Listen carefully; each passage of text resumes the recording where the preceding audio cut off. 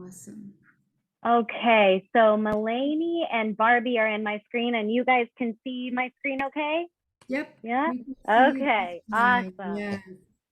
Cool. So can I give you a big introduction tonight? And I know we might have some more people coming in and also watching our recording afterwards, but I'm very, very excited about this presentation tonight. And a big thank you to Evergreen Health for making these monthly forums possible. We try to bring information to everybody in our community about things that we need to know around mental health. These apply to adults, they apply to our children, to our students, and also to our young adults who are out there trying to figure out how to live alone. So this is a big one because there's been a lot of talk about the gut-mind connection. So you'll see a lot of this emerging. There's a lot of new science emerging around this topic, and I'm very excited. So we have an incredible professional tonight who's going to give you some very sensible tips to be able to incorporate having the healthiest mind through what we deliver to our gut. So Liz Wozniak is, she's an MS, RDN, she's a registered dietitian nutritionist. She has a master's in nutrition science from Bastyr University. She owns the Seattle-based private practice Equilibriyum, and she's very passionate about guiding individuals down a sustainable and health-promoting path by relying on research and science-backed dietary methods. She offers one-on-one nutrition therapy, and might I say, she has been my nutritionist, and I've never had a nutritionist in my life until this year, and she has changed my world. So a big thank you and a kudos for that. She does corporate wellness presentations, meal planning, and also text-based support. And she walks her talk. She loves yoga, running, learning, and exploring the beautiful Pacific Northwest. She has two daughters and a husband, and they reside in West Seattle. So what we're going to learn tonight is about that gut-brain connection, how a healthy gut can bring a healthy mind. And there's so much that I didn't know when I started working with Liz that, I had an idea, but she kind of gets down into the science and answers this in a really practical way of how we can apply it into our daily lives. So there's a two-way communication. It's about nutrition and eating behaviors that support better mood and brain function. And I think we've all been hangry or, anywhere in the gamut, and that what we eat actually affects what we think and how we feel. So listening to your gut when you make food decisions, but also listening to really sound advice from Liz is a key point. And she's going to help us really identify the foods to eat, supplements that are critical, and eating behaviors that can optimize your mental health. So on behalf of NAMI Eastside, I'm Barbie Collins-Young. I'm the executive director, and I'm super excited to have Liz present tonight. So Liz, please take it away. Yay, thank you. I'm so excited to be here this evening. And honestly, thank you so much for being here this evening with daylight saving time. When it's still light out, I know my Washingtonians like to be out when it's light out. So thanks for being in front of the screen and listening to me tonight. Very, very passionate about this topic. I often find I cannot talk about nutrition and changing eating habits without talking about the brain and our mental emotional state. So they are connected. Just to tease a little bit, my presentation is broken up into about 4 segments. I really want this to be as interactive as possible and make sure that you get your questions or your thoughts answered. So after every segment, I'm going to ask for questions or any main thoughts that are resonating with you so that this can be as interactive and engaging as possible. So without further ado, let's get into it, the gut-brain connection. I wonder, with a show of hands, and yes, I can only see a small smattering of you right now, but have you heard about the gut brain reaction, the gut brain, right? Oh, okay, we can use technology. People are raising their hand. That's good. So you've heard about this connection. What's really cool is that they are literally connected. So I wanted to start out by explaining that literal connection, the vagus nerve. Has anybody heard of the vagus nerve? Oh, okay, a handful. So I'm a big wordsmith. I love to figure out the origin of foods the origin of foods, but yes, the origin of words. Vagus nerve. You think about vague coming from things that are vague or wandering, or this is the root of like vagabond, things that wander throughout. The vagus nerve is quite possibly my favorite nerve if I had to think about one, but it's the literal connection from the brain stem. And look at this, it wanders throughout all of our organs here. So this is the literal connection between the brain and the gut.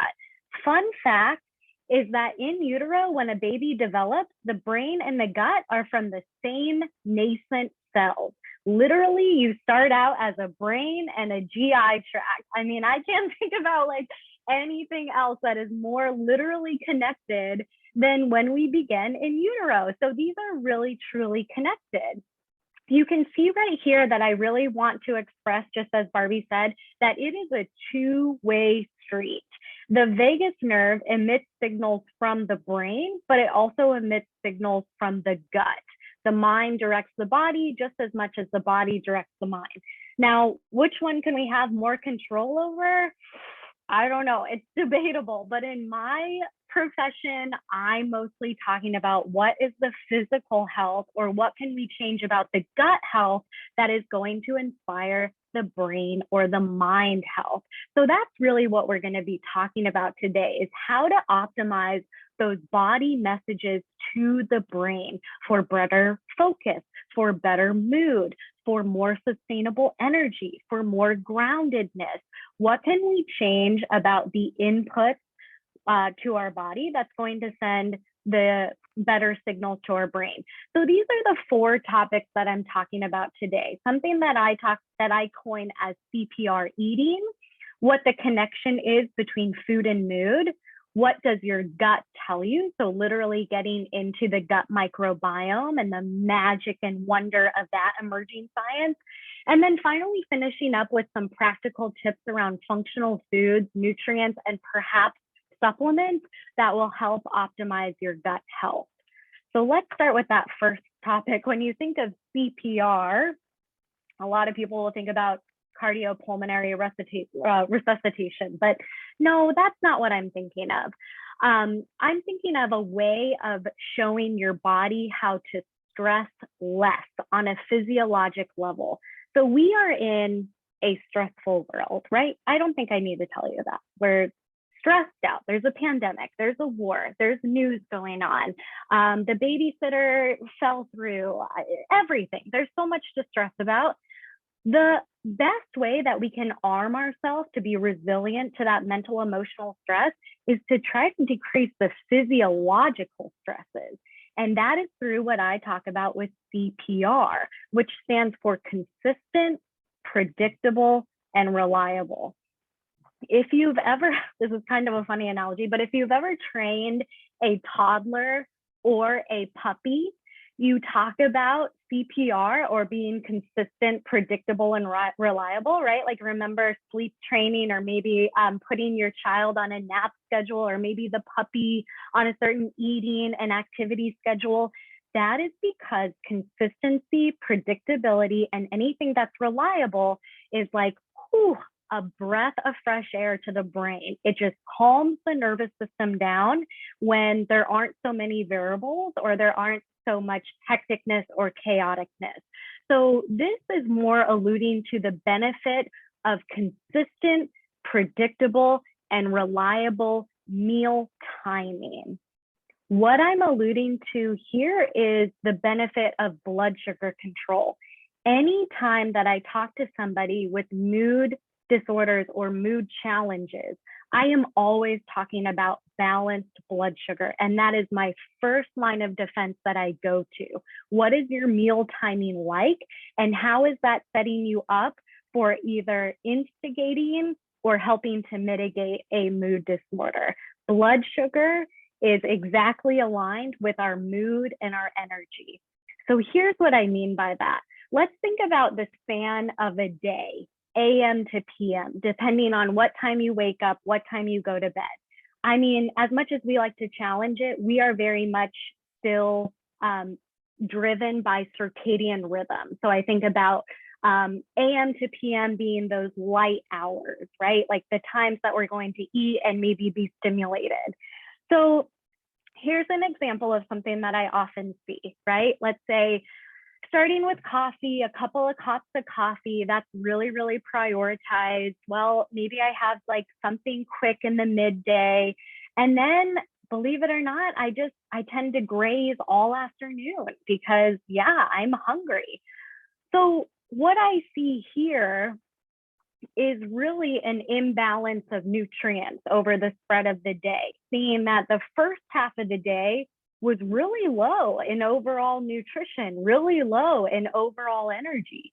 So of course, the body's just doing its normal biological instinct to try to recuperate that lost nutrition or that missed out nutrition in the first half of the day and overcompensating in the second half of the day. But look at what it's doing to blood sugar. This is kind of a gross representation of it, but blood sugar kind of remains low, mood's kind of low, you're kind of running off of fumes of cortisol. Blood sugar dips really low in the afternoon because of course nothing has been fueled. And then you just want to graze all evening or all afternoon, and that keeps blood sugar really high. This is not the most efficient way to utilize metabolism or blood sugar control. So this is where I often talk to people about helping to mitigate the schedule. Here's another example, right? Somebody that just says, well, maybe I just have little mini snacks throughout my day. I'm just trying to like take the edge off with the hunger. I'm just trying to abate that hunger, but I don't actually sit down to snacks. I don't have time for that. Well, here's what's happening to your blood sugar. It's like a spike and a fall and a spike and a fall and a spike and a fall. And this is kind of a maddening roller coaster. And when your blood sugar is acting like this, sure enough, your mood is as well. Your mood is up and then it's down and then it's up and then it's down. And nothing is sustainable and nothing is grounded. So oftentimes when I see this, I just see, well, you're giving yourself partial nutrition throughout the day, but not any sustaining or grounded nutrition. So let's look at like what steady blood sugar and steady mood might look like. It looks like a nice dense breakfast closely after you wake up to break your fast, a midday meal followed by a mid-afternoon snack, and then followed by a balanced dinner. So this is more so eating in consistent, predictable, and reliable patterns, right? Whenever you establish that meal timing, it is like a massage to your central nervous system to say the body knows and predicts when nutrition will be available. As much as we think that we've progressed farther, we have not progressed farther than our famine or our fight or flight genes, right? Like our nervous system is always very primed for making sure we have ample and enough nutrition. This is why highly restrictive diets tend to stress the nervous system out more, because we're still geared for arming ourselves against famine or a shortage of energy. So one of the very first places that I go with people is getting down a consistent eating meal timing schedule in your day. So that's the number one takeaway in segment one, is trying to establish a consistent, predictable, and reliable meal schedule in your day. What does that look like? What we know about human metabolism, and this is based on how the liver metabolizes glycogen, is that most people feel best when they break their overnight fast within an hour of waking up, and then they eat every 3.5 to 4 hours after that. That tends to equate to 3 meals and 1 optional snack evenly based out. And the real big takeaway is, as much as you can help it, trying to avoid skipping meals and avoid grazing, right? Definitely one of our biggest stressors is probably our time management, or where our precious resource of time goes. But in the interest of sustainable energy, sustainable cognition, taking a break for meals really tends to equate to better productivity later. So I can't emphasize this enough. Maybe you're thinking, well, Liz, what's up with intermittent fasting? Why do I hear about that benefit? Yeah, I don't support it. Not in line with it at all. The science just does not hold true when I think about biochemistry or metabolism. I don't see any benefit to delaying our nutrition in the day. I do see a benefit in front loading nutrition and supporting that overnight fast of about 12 to 14 hours. But anything over that, the science just isn't there. So here's some practical tips before I ask for questions. I often recommend that people make breakfast and lunch what I call routinized meals, meaning make these meals things that you don't necessarily have to think about. To be honest, 5 days out of the week, I'm eating the exact same thing for breakfast every single morning, because getting the nutrition in is more important and more beneficial than using my mental energy to think about, what am I going to eat? What am I going to prepare? So that's where, of course, working with a dietitian to maybe think about what those balanced go-to meals might be. But once you have them as part of your routine, either rotate between a really small handful of them, or develop some sort of meal schedule for yourself so that it doesn't take that much mental energy. On another practical level, I recommend packing your lunch the night before, regardless of where you're going to have that lunch. I think we thought that we might get more time back by working at home, but that doesn't seem to be the case. And I know that I'm more likely to eat that lunch if it's just ready in the fridge and I can take it out. A lot of times I say our nighttime person might be a little more motivated, or at least more in line with our values, than our in the moment stressed out person. So it's always beneficial to try to set up your future self for success. I know some people that have a really hard time taking breaks for lunch or breakfast do well with literally scheduling it into their digital or paper calendar, or setting phone reminders and timers. Now, this last bullet point, I just say the name of the game is consistency. Whenever I talk about nutrition, I don't talk about perfectionism. I more so talk about consistency, and how that shows your body on a physiological level that it does not need to stress. There's way more things to stress about in our life, which our body dutifully handles. The last thing we want to show it is that nutrition is also challenged by all of those stressors. So I want to break here and make sure that I answer any questions in this first segment.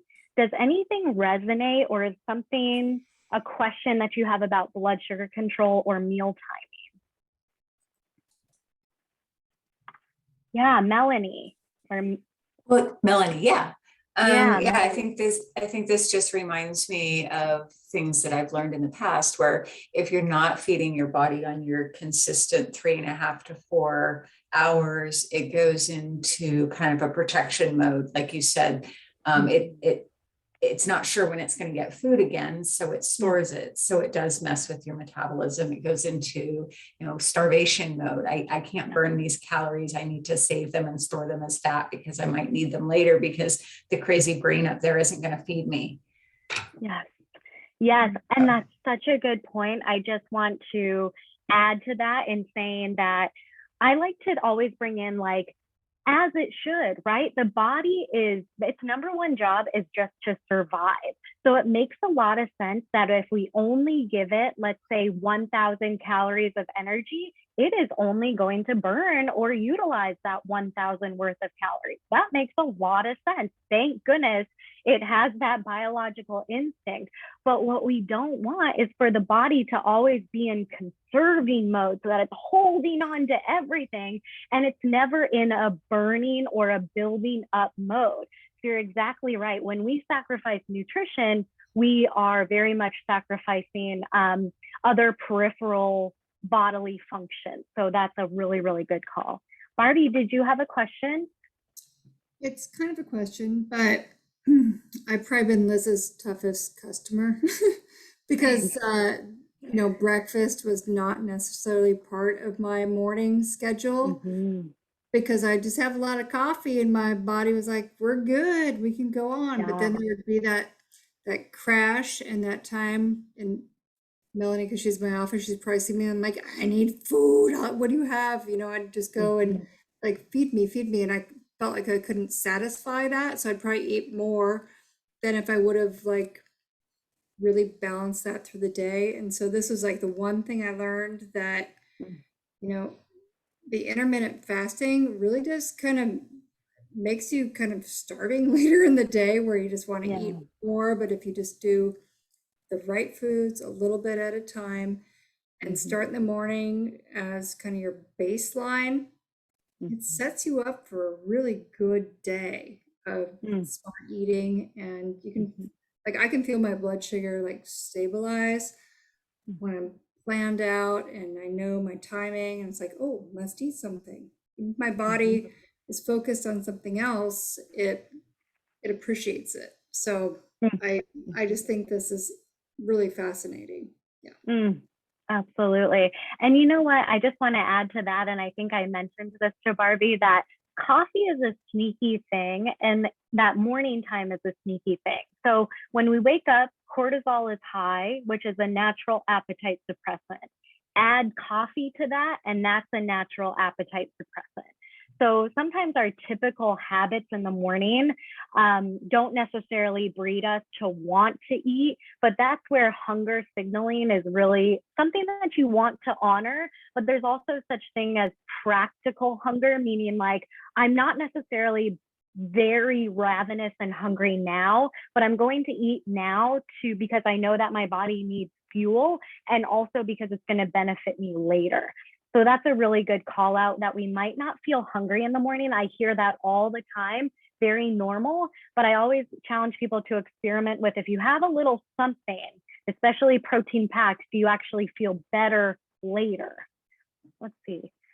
Oh yeah, so Crystal asked, what time should be the latest we eat a full balanced meal or dinner? Great question. I'm going to tell you that the research shows us that blood sugar control, or our insulin sensitivity, takes a plummet after about 7:30 to 8 p.m. So that's what the science says. However, I always like to say everybody's different. And the number one thing is, let's say scheduled demands are really insane and you're not able to eat until 8 p.m. I would rather you eat a meal than skip that opportunity for nourishment. So if you can, dinner by 7:30, 7:30, that also might help with quality of sleep. We know that when people give at least 3 hours between their meal to when they're going to sleep, they're going to sleep better. And that's really because still within those 3 hours, all of your food is still kind of in your upper digestive tract. And overnight, we want it to get to the lower digestive tract. And it's also easier when it's going to be better and feel better when you lie down and things are lower down in the digestive tract. So I would say dinner by 7 is a good rule of thumb, if possible. Yeah. All right. Well, I'm going to move on to segment 2. And that is, can food impact mood? Now, Barbie's going to know this analogy, and this is one of my favorite analogies that I use when I talk about, let's think about your energy, like your vital source, or I also think about your digestion, as in like the stomach is this acidic, fiery organ that we have. So I want you to think about, whenever you're camping, I don't know, people camp. I'm trying to use this analogy, and I was actually thinking like, well, let me think. Do I know how to build a fire? But I want you to think about a campfire or a fire that you might have in your home, right? And what do you know about that fire? Well, let's use that analogy of like, if you don't feed that fire, if you don't put another log on it, it's going to go out. It's going to go out. It doesn't have any fuel to burn. Same with your metabolism, same with your digestion. If we constantly say we want a burning metabolism, but we don't give it the sufficient fuel, it's never going to burn as efficiently as it could. So I really think about our metabolism like this innate, beautiful fire that we want to nurture. Oftentimes I think about food in way of, is this tissue paper? Is this kindling? Or is this a nice slow burning Yule log or something? So when I had those previous examples of snacks throughout the day, in my mind, I think that's just tissue paper on a fire. It's just like, oh, it's kind of pretty for a little bit and it sparks a bunch of pretty sparks, but it doesn't actually fuel that fire. And that's when I think about incomplete meals or partial snacks as just being tissue paper on fire. It's not really adding to the robustness or the strength of that fire.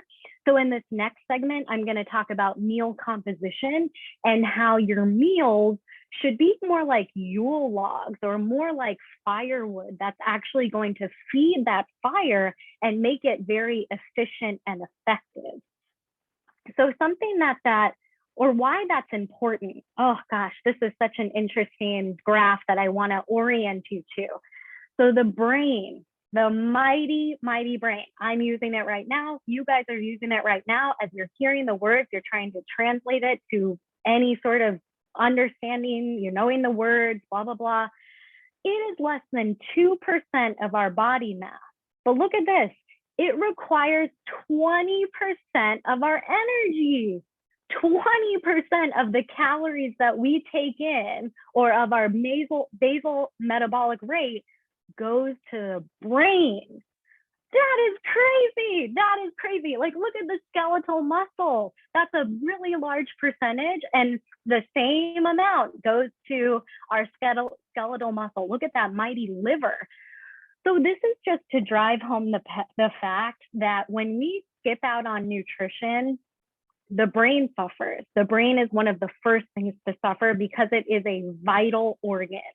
The brain feeds itself and then everything else falls in line. It truly is that CEO. It needs to eat first and then everything else eats.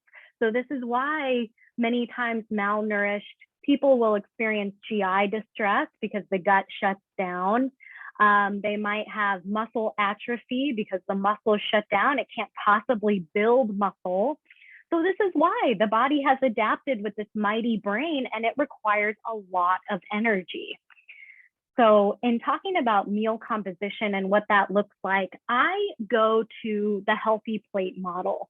This has replaced the food pyramid of, I don't know, the 80s or something like that. And this kind of makes sense, right? Because we eat off of a plate. So it kind of makes sense to visualize this. What I like about the plate model, and I personally eat this way, I personally guide all of my clients to eat this way, is because it includes all macronutrients, protein, fat, and carbohydrate. But half of the plate is non-starchy vegetables, antioxidants, vitamins, minerals, fiber. When you construct your plate this way, it's a really fantastic way of balancing blood sugar for a moderate amount of calories. I tend to guide people toward this instead of tracking calories or tracking macros because this is much more sustainable.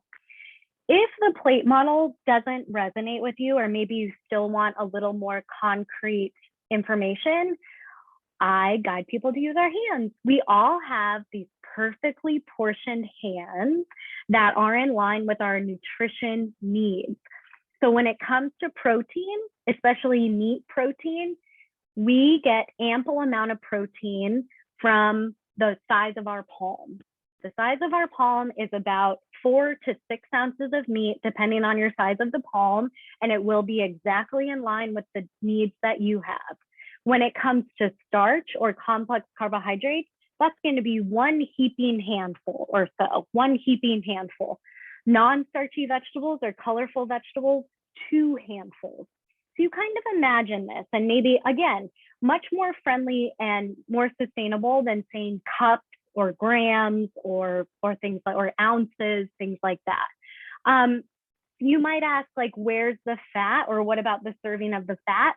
Some people use the thumb, like the length and the girth of the thumb is a good amount of added fat, typically about 2 tablespoons. But I also say here in asterisks that fat is typically either in the item that we're eating, or perhaps it's in the cooking preparation. So sometimes we don't need to add additional fat. It really matters of what's the composition of the plate as to what's going to guide you for the amount of fat. Now, here's the big takeaway, right? The more we prioritize sustaining food, i.e. that Yule log, the firewood, the more our mental energy can be grounded and put to better use. When I talk to people, I always say, imagine how powerful you could be if you were just well nourished, if you checked those boxes of adequate macronutrients, adequate calories, eating in a consistent, predictable, and reliable pattern, because that's your brain. And I think most of us will use our brain for our vocation or our job. So it's very, very important that we are high performing and we're able to fuel it as best as we can. So the big takeaway here is, as much as you can, to abide by that healthy plate model for balanced nutrients, all macronutrients for the people in the back. So I'll answer questions about that too, because I find so many people are carb phobic, and I want you to become carb curious. Let's be carb curious about it. So the healthy plate model calls for those carbohydrates, but can they be a fourth of the plate instead of the entire plate, or even half the plate? So some takeaways or practical tips here is, I'm a big, big fan of trying to plan out meals. Again, preparation or planning takes you a lot farther than motivation. Again, helping out our future self.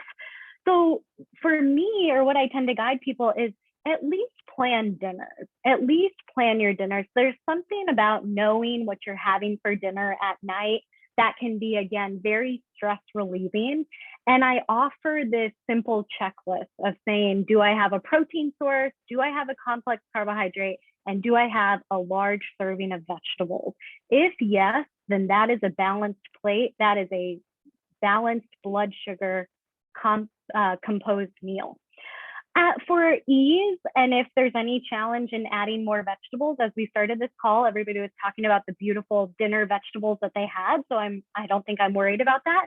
But for a lot of people, I say, go ahead and buy pre-chopped vegetables. Honestly, sometimes the aches and pains of adding vegetables to meals is just chopping the dang things.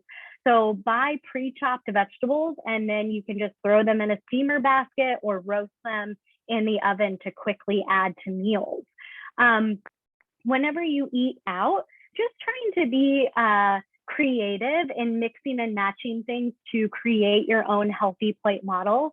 For me, that sometimes looks like sharing an entree salad with an entree and trying to mix and match things. Or maybe it's an entree salad with an appetizer, but trying to still seek that out. And I think what's most important is experiment. Don't take me at face value, just experiment with the healthy plate model and see how you feel as you incorporate it. So that's the second segment. I'm going to break and look at questions here. I think somebody just raised their hand. I did. Yes, Donna. One of the things that I try to do because of my hectic schedule, as I'm sure lots of people have it, is I try to cut up vegetables ahead of time, and then I put them in baggies and put them in my freezer. And then I make meals, and I have everything labeled and dated in our freezer. We have a big stand-up freezer, and my family knows that if I'm stuck in a meeting or whatever, there's plenty of food in the freezer. They don't have to eat something processed. Yes, I love that. And how long would you say that takes on like a weekend or so? I usually devote several hours on one day of the weekend where I will cut up, strips of peppers, and I'll cut up onion, and I'll cut up mushrooms or whatever, and I'll put it in the freezer in bags, and that way it's ready for whenever I need it. Yep. I love that idea. So you think about, instead of meal prep, think about ingredient prep, right? Like, there's just so much benefit to prepping ingredients for your meals versus stressing yourself prepping the entire meal. So I'm one of those people too. I come home from the grocery store and I want to process my vegetables right away, because I know that a whole bell pepper in that crisper drawer is just going there to die. But if I slice it up, then I'm more likely to use it. So that is fantastic. I love that. There was another raised hand. Melanie, was that you? Yeah. So does anybody remember participating in the dream dinners? So you would go and you would pick your 5 meals that you would want to prepare. You'd go to this commercial kitchen, you'd prep those meals, you'd take them home, you pop them in the freezer. It was awesome. But yeah, meal prepping and planning saves so much mental energy, especially when you're raising a family. And you can just say, go look at the menu. That's what's for dinner, and they can pull the stuff out and they can make it. It's a huge sanity saver and time saver. Exactly. And, every week that it comes around to like my meal planning time, there is a little bit of that dissonance, like, I really don't want to, but then I remind myself this is going to help me out a lot over the week. So I might as well suck it up, take that 20 to 30 minutes to plan out the meals. I wanted to share with you, and Barbie knows this, I'm also a really big fan of a local meal delivery service called Maven Meals. I do some consulting for them. Now this I started to use after my second child was born, because something really had to give. So I wanted to outsource part of dinner. So that will be in the chat notes and in the resources for you guys to take a look at. I 100% vouch for it. Similar to Dream Dinners, it's local, and it's also all fresh ingredients, nothing frozen. And there's no subscription. You can kind of order as you want to go, but that's another tip in my back pocket that I have to be honest that I use. But yeah, meal planning and prepping saves the day. What about Eva? What do you have to say? Well, I actually had a question. I was wondering what you think about a vegetarian diet. Is it healthier than a diet with meat? Or, yeah, how would I get my protein too on a vegetarian diet? Oh, yes. And to be honest, it's so individual. I always just like to ask, like, what are you drawn to the vegetarian diet for? If it is environmentally consciousness or humaneness around animals, I can 100% understand that. Now, here's what I will honestly say. You can absolutely get your spread of nutrients that you need, micronutrients and macronutrients. The protein is just a little bit harder. You just have to be very, very thoughtful about food combining. Your greatest sources of protein in a vegetarian eating pattern will be beans, lentils, and soy. So those items will have to be part, and if you're a vegetarian that eats eggs or dairy, that will be a great source of protein. But I think that if you are thinking about that, that's a really great way to work with a dietitian to make sure that your protein is adequate, because you don't want to be underdoing it with the protein and then overcompensating it in other areas.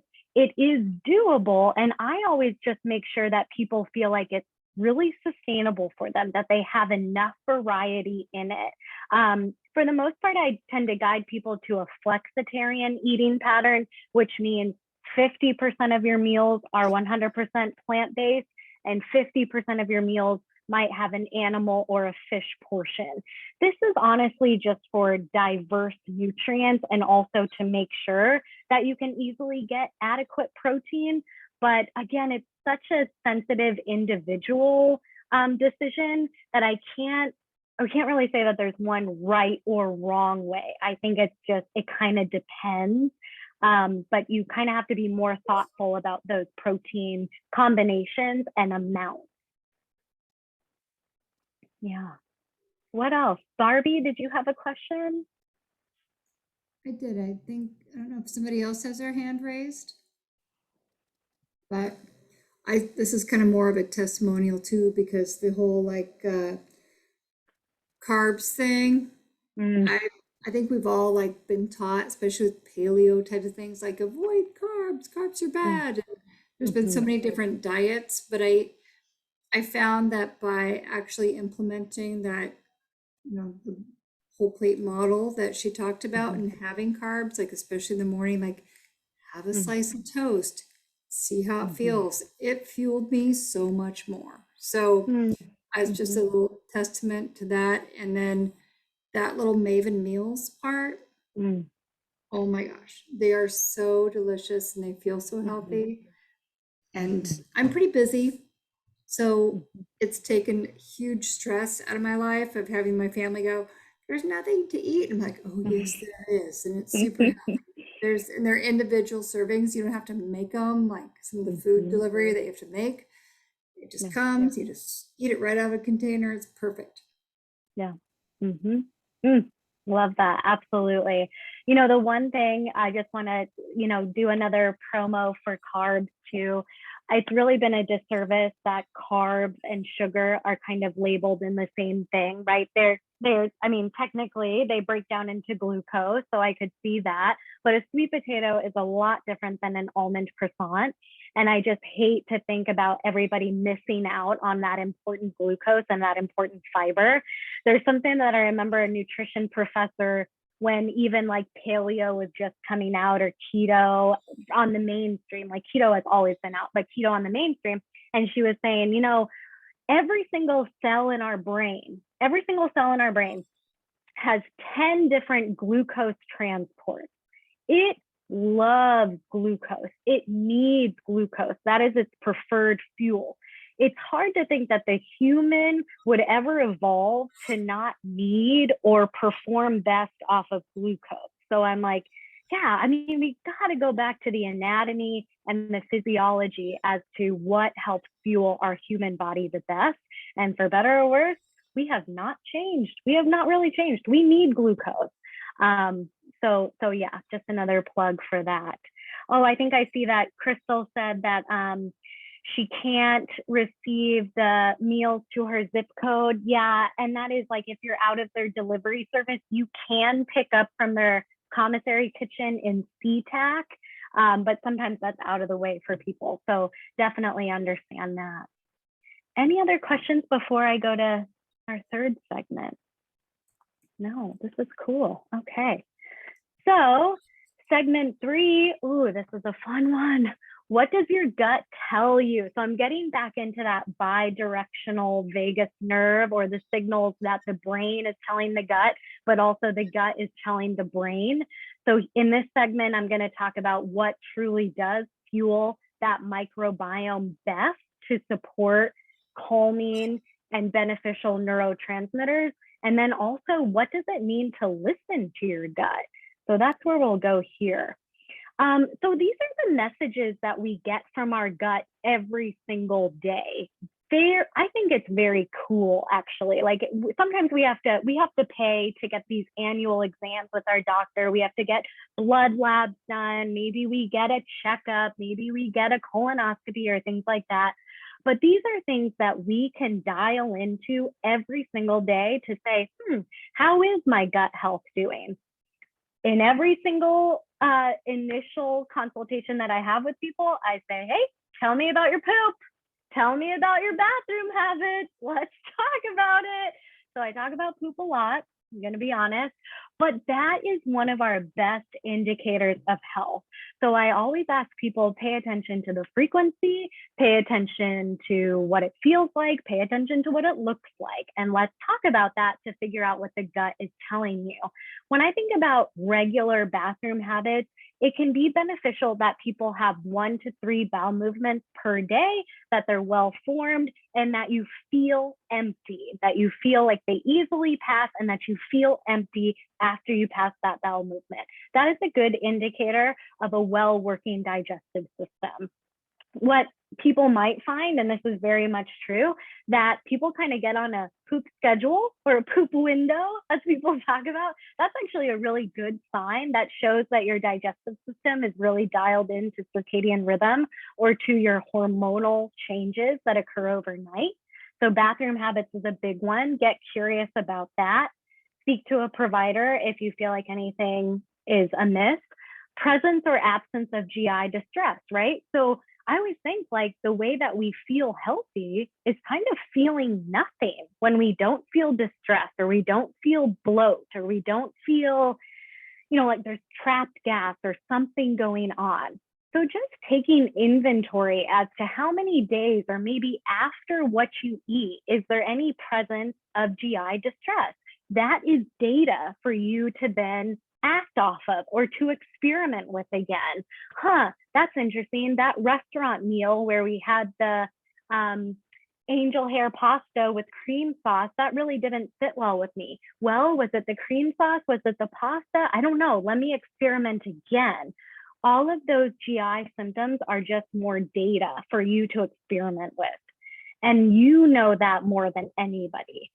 Immunity. So immunity is a big one. We might have heard that immunity is modulated by our gut. That's where a lot of our immune cells are made and supported. So if there's presence of sickness, or you feel like you're always sick again, it's worthy to think about gut health. This is especially important as we're in COVID time. Gut health becomes really important to arm yourself around immunity. And we'll talk about what that means. Skin. So skin is our largest organ and can really be a reflection of what's going on the inside. Now, I say this with a grain of salt because sometimes foods get overly blamed for skin issues that might not necessarily be related to food, but it is a worthy thing to just always keep tabs on. Is the skin drier? Are there any welts? Is there any blemishes, any rashes? What has been going on? Has there been any food changes? This is how your body is talking to you. Now, another one, mental temperament. To be honest, if there's anxiety that might be unexplained, when I think about that, I think a lot of times when I hear about that, I'll say, well, where are you in your cycle? What else is going on in your life? If none of those are a factor, then okay, let's get curious about what might be driving your mental temperament from a nutrition standpoint. But again, I really want to drive this home that food is not always the culprit and it's not always the cure. That food is to be used in conjunction with other therapies, not as a panacea or a standalone. So gut microbiome, oh, what a big topic. It's such a emerging source of research. And I know as a dietitian, I'm getting more and more excited as to what we're discovering. However, I do want to remind you that we are in the infant stages of the scientific connections and the clinical connections to the gut microbiome. Gastroenterologists and doctors do not recognize microbiome or stool testing, microbiome analysis, as a valid form of clinical analysis. So just keep that in mind, that science is way too new. We know more about your gut with your bathroom habits, your eating patterns, and certainly a colonoscopy than any sort of stool test or microbiome. What we do know about the microbiome and what has emerged is that we have realized that we should probably work with the bacteria as opposed to against, right? A show of hands, how many people have heard of like the microbiome or the gut microbiome? Feels like this is a big thing. Yeah, I'm seeing a good handful or so. The gut microbiome, which is our little community of microbes that eat all of our food and help contribute to neurotransmitters, to fuel that helps rebuild the gut. Really, really amazing. So how to work with them?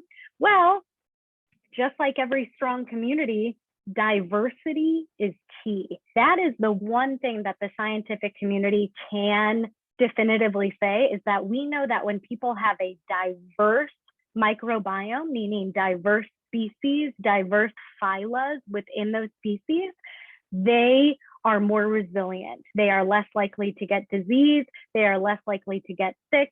They are less likely to have health issues. So diversity is key. That means, how do you feed a diverse microbiome? With diverse food, right? That makes a lot of sense. So the more liberalized our diet is, or the more diverse our diet is, the more resilient of a community we get in. Again, another nod against highly restrictive diets or highly narrowed diets, because that's not necessarily doing the gut any good. It continues to feed the same microbes. Microbes love fiber. You might have heard the term prebiotics versus probiotics. Fiber is just another term for prebiotics.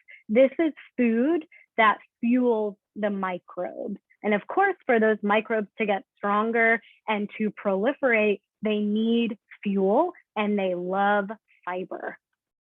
So what do we think of when you think of fiber? I can't think about fiber without thinking about the mighty bean, the mighty bean. And honestly, if you guys were to sit into all of my sessions with my patients, you could be a dietitian and just say, eat more fiber, eat more fiber, eat more fiber, eat more fiber. That is always the answer you go to.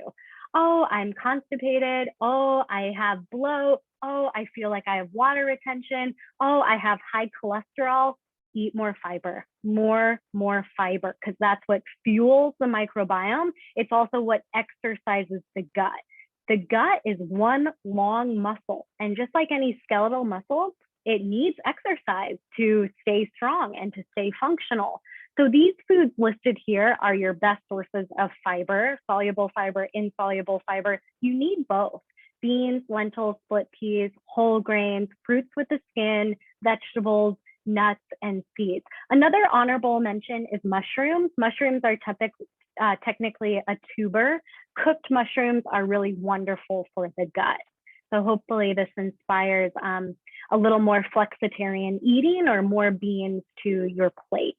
So this, again, bringing back the healthy plate model, right? Half of that plate is fueling your microbes. Maybe people are like, I don't really like vegetables. I don't see the purpose of them. I don't think this group is like that. But I always say, well, think about your microbiome as like these tens of billions of children that you need to feed, and they're only going to prosper with the vegetables. So that's why the vegetables go on your plate, right? Here are some simple fiber swaps that I think about or that come out day by day as I talk to people. So if the typical is a sandwich with a side of chips, have the sandwich, but have some raw veggies on the side to just up the fiber. What about beef tacos? Well, why not try half beef and half black bean or half refried beans to just get a bit more fiber in there? White grains and white grain products, switch to whole grain or even like a bean-based pasta. Some of those lentil pastas are one of my favorite things to start to incorporate because they have a lot more soluble fiber in them. So some simple fiber swaps there. Now, on the flip side of that, right, like this is how we can control the inputs and we can really be thoughtful about the inputs. But I also really advocate for body attunement or learning about your body based on what your gut is telling you, what your whole digestive system is telling you. This is very valuable data. So again, regardless of what I tell you, it's just worthy to experiment with. And this is where I offer people as far as mindful eating to do a post-meal check-in. After you eat, how did that meal make you feel? 2 hours later, how do I feel since that meal? Did it carry me to my next meal? If yes, then that was a nourishing meal. But let's dial in to some of the symptoms you might feel. So this is what I like to ask. Did you feel better after you ate it than you did before? Right? If we think about it on a really basic level, food is our fuel. Food is our energy. So we should feel better after we eat something than we did before. Do you leave your meal with more productive energy, like you're able to get the things done that you need to, or are you left very lethargic and fatigued? Do you leave your meal and you're able to stop thinking about food, or is your mind still occupied with food and thinking about food? If you're still occupied thinking about food, you probably didn't have enough to eat. Maybe not enough protein, not enough fiber, or just not enough calories. What if so ideally you shouldn't be hungry until your next meal time, at least real significant hunger. Well-composed meals should keep you full for about 3.5 to 4 hours. And of course, you know that a food sits well with you if you don't have any GI discomfort. So as long as you can dial in and say, yep, I don't feel anything, no discomfort here, so that sat well with me. And then, of course, the last one is like no toilet surprises. As long as there wasn't any urgency afterwards or any persistent constipation, you know that that meal or that snack or that day of meals sat well with you. But what I hope to show you is that this is all data. This is all data that you have at your fingertips. So a lot of people sometimes really benefit from a food and symptom log. Rather than logging your food with calories or macronutrients, informally write down what you ate and then write down how you felt afterwards. How did you feel 2 hours later? How did you feel the next day? What were your bowel movements like? All of this is data for yourself that you can then use to guide decisions. So this is a big ode for focusing on internal messaging versus external messaging. Again, this presentation included. Take my information, but experiment with it and learn what works best for your body. So number 3 takeaway is focus on fiber and practice body attunement. I feel pretty safe in saying that everybody should focus on seeking out diverse plants and fiber, and then try to dial in to what your body is telling you. My simple takeaways for this is seek out fiber additions and substitutes in your meals. Try to go 100% plant-based for at least one meal per week. We actually know that by marketing Meatless Monday, that has made a huge dent in environmental health as well as human health. So it's really like anything that you can consistently and sustainably do. And then lastly, what I just talked about is reflect post-meal and gather that data. Think about how you feel after your meals and act upon it, or get support from a practitioner. So what are the questions for, okay. Starting with Donna, and then I'll go to the chat box. Well, and I think I put my question in the chat, but what I've noticed is if I have beans 2 days in a row, I get a reaction to it. My body cannot handle it. And do you mean reaction as in GI discomfort? Yes. Yes. So good call. The thing is that when it comes to beans, you want to go low and slow. So what happens with beans and lentils is that it's an initial discomfort, but that's actually the gut getting conditioned to tolerate that type of fiber. It's a different type of fiber and it's a different amount of fiber. So what I would encourage is to still hold the pace, and the best thing you can do is still show your gut that we want to tolerate, let's say, a half a cup of beans pretty consistently. And then a big thing is that whenever you're eating beans or lentils is to drink a ton of water around it, because the fiber is different. It reacts in the gut a little bit differently, and it needs a lot of water to digest properly. So I would say I hear you. And if you could kind of just keep the pace for about 4 weeks, after that time, see if your tolerance is better, because that's what we want for a resilient gut. Like the gut should be able to tolerate beans and lentils. I would think about the fluid that you're having with it. I would also think about the preparation, meaning like, is it different based on the brand of canned beans? If you cook the beans from scratch, do you use canned beans or do you cook your beans? I usually use, well, it's actually from spice mixes that it's pre-cooked, but it's not canned. And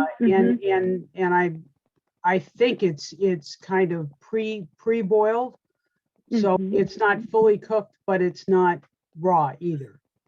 Yes. Okay. So it might, I mean, not for anything, but it might be that preparation as well. You could try other preparations of beans. When it comes to canned beans, they're perfectly safe. I just always make sure that people rinse them really well in a colander, and that can help to Right. cut down on the digestive distress. But I would experiment a little bit more with the preparations of beans before cutting them out or before ruling them out completely. In very rare cases, do people have to absolutely avoid beans, and it's not usually a long-term thing. It might be a temporary thing. But as one of the richest sources of fiber, I'd love to see if you could condition your gut to tolerate it. Thank you. Yeah. Yeah. So reactions to beans. I'm just going to answer Colleen. What do I think about probiotics? So the science is really mixed, to be honest, that I would direct people to more so focus on prebiotics than probiotics.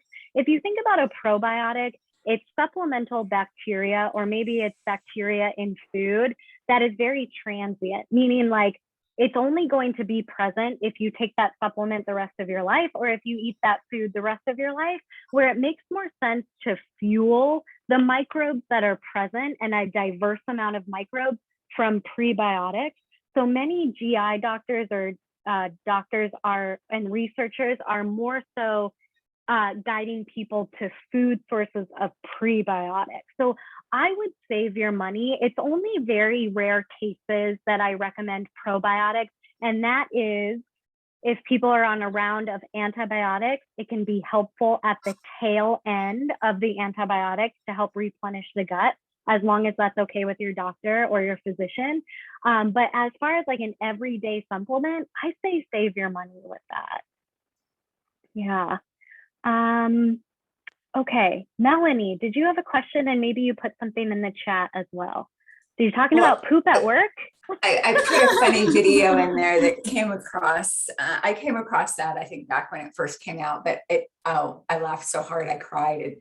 I hope people take the time to read it. But Donna, have you tried? I think it's mungi, those beans, the mung. Oh, mung beans. Yeah, those mung are beans. so good, made into a stew, and really high in protein.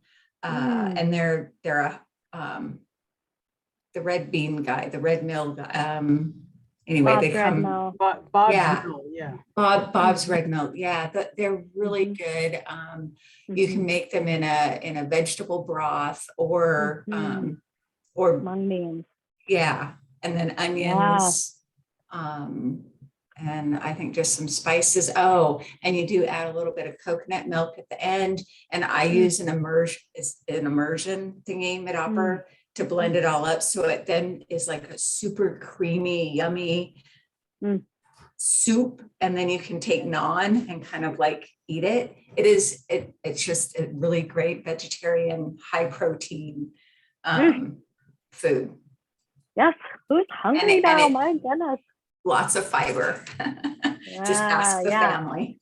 And that's kind of the thing too, is when you're doing a bean-based item, just make sure you're getting plenty of fluids around that meal. It's just going to help with the digestion. Another plug is a brand called Eden beans. They're in a blue label. Yep. Those beans are canned beans. They're cooked with kombu seaweed.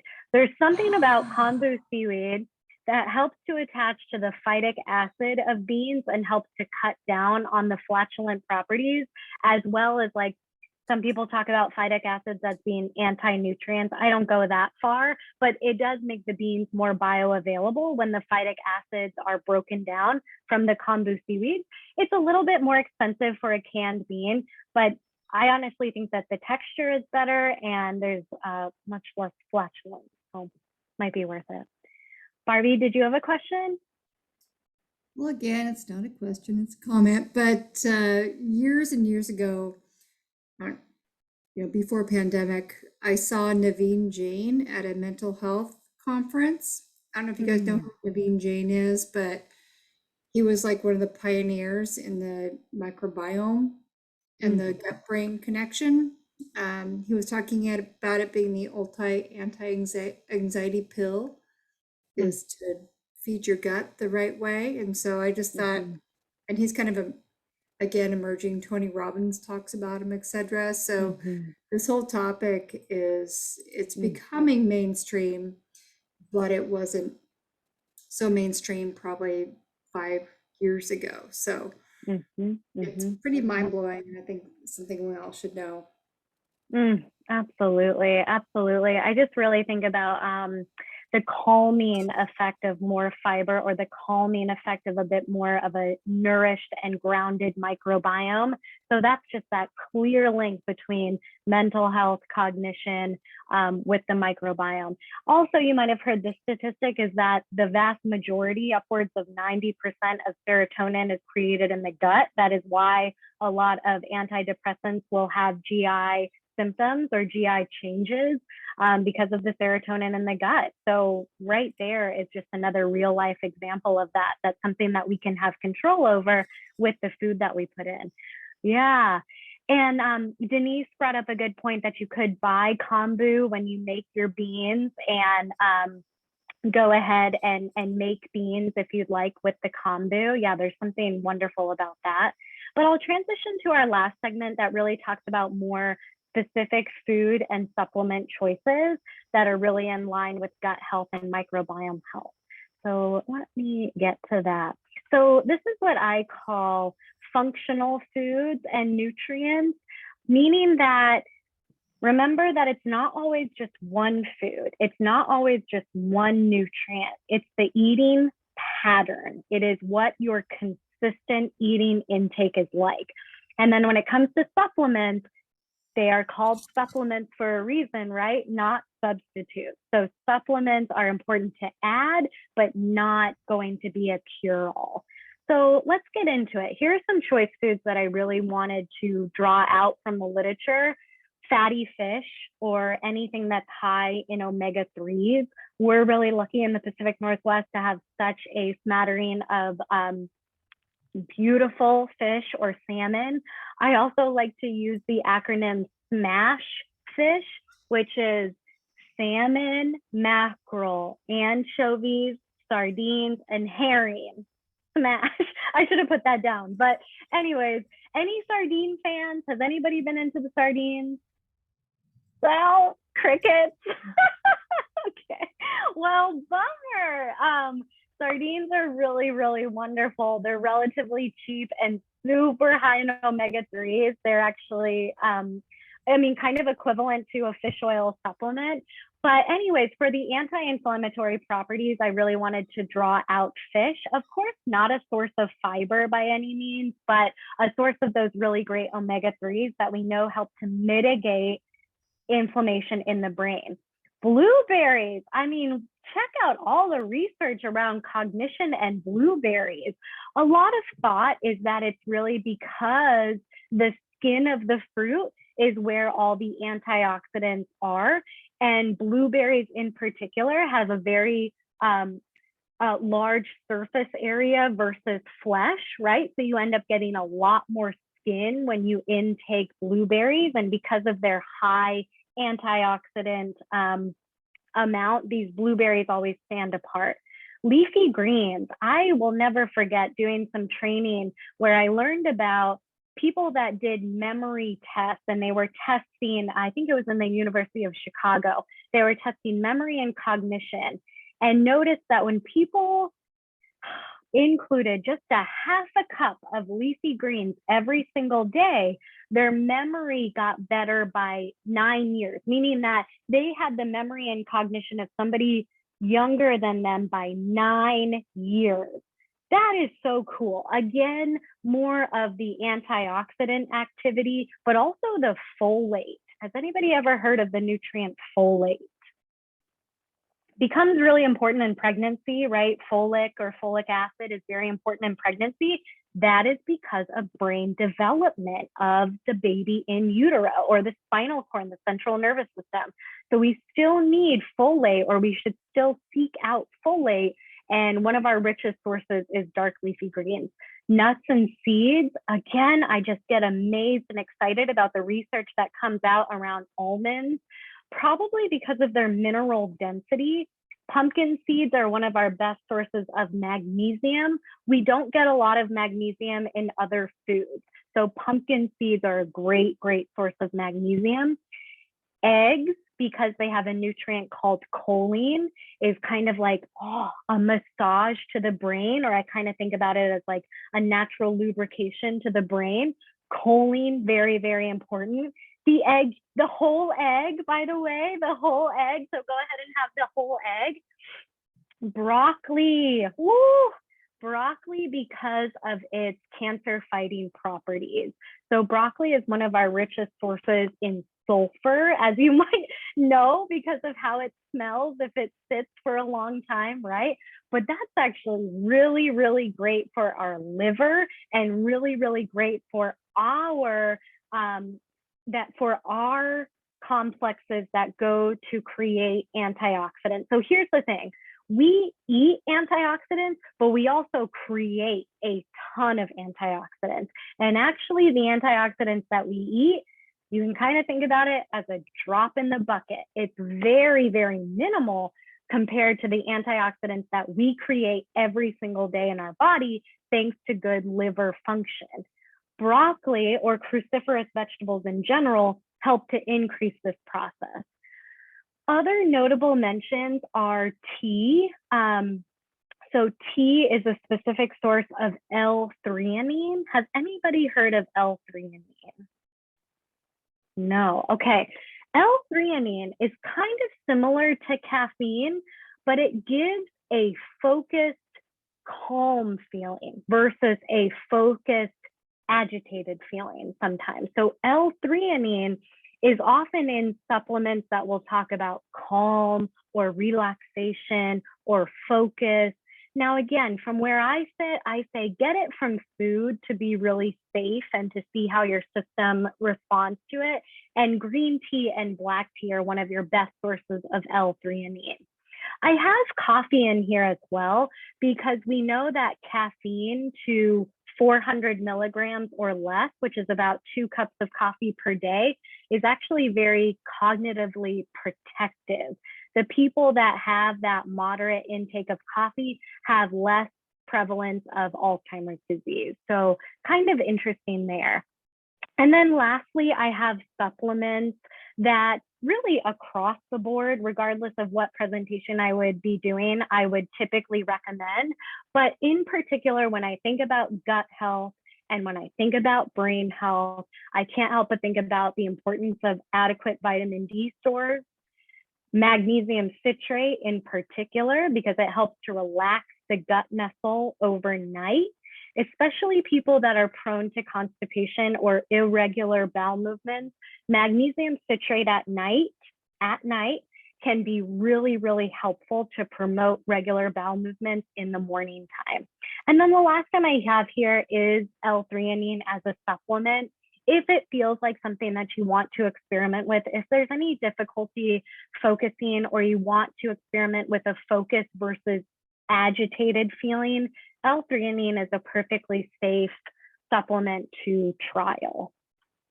So the big takeaway with supplements in particular is check with your doctor or dietitian to refine your supplement regimen. More is not always better, right? You just want to make sure that your supplements are really well targeted to what's going on for you. Let's see here. So putting it all together, we've covered a lot. So right now for this, we're talking about optimizing the bodily messages to the brain. Yes, it is a bi-directional, but if you can optimize the gut, think about how that's going to help with mentality and mental health.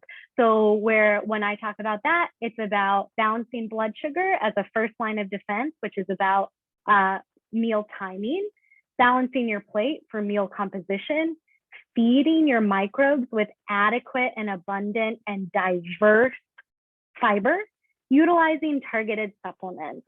So I would say choose a few things from these presentations to focus on. Start small and then build realistically. We really talked about here the benefit of planning or just strategizing. And I think that really goes into the benefit of structure and routine that our brain feels really good with. And then lastly, again, remember that this is a two-way street, that nutrition is not going to be as effective as it could be if it's not supported with other modalities of wellness, like talk therapy, medications if it's appropriate, physical activity, social outlets, community, and things like that. But if you adopt a few things from this presentation, you'll at least be well on your way to supporting brain health through your gut. And that concludes it, guys. Oh my Lots and gosh. lots of stuff. Yes, thank you so much. And I know like we were a very chatty group. You didn't know we'd have like so That's much okay. input and so many questions and so much funny stuff going on, but this was so great. You know, I think we can end recording, but I know that there's a couple other questions in the chat or a couple other comments if you wouldn't mind staying.